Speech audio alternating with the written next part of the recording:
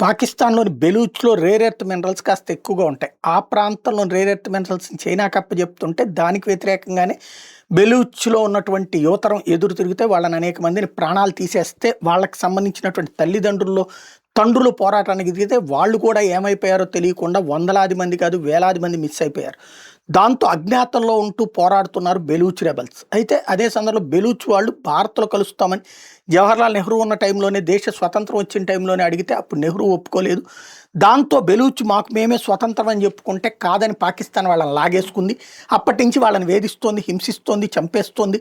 దాని మీద ఆధిపత్యం చెలాయిస్తోంది. ఇప్పుడు ఆ బెలూచ్ ప్రాంతాన్ని సిపెక్ చైనా పాక్ ఎకనామిక్ కారిడార్‌లో భాగంగా మొన్న ఈ మధ్యన ఆగిపోయిన పనుల్ని మళ్ళీ ముందుకు తీసుకెళ్లడంలో భాగంగా చైనాకి ఆ ప్రాంతం రాసిచ్చేస్తోందంట.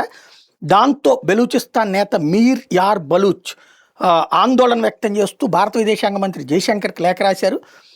బలూచ్ డిఫెన్స్ ఫ్రీడమ్ ఫోర్సెస్‌ని బలోపేతం చేయకపోతే ఇక్కడ చైనా సైన్యాన్ని మోహరించే అవకాశం ఉంది. ఇది మాకు ముప్పు, ఇండియాకు కూడా ముప్పు. కాబట్టి మాకు సహకరించండి అని అడుగుతున్నారన్నమాట. భారత్ బెలూచ్ మధ్య పరస్పర సహకారం అవసరమని చెప్పుకొచ్చారు. ఆపరేషన్ సింధూర్‌తో మోడీ తీసుకున్న చర్యల్ని ప్రశంసించుకుంటూ వచ్చారు.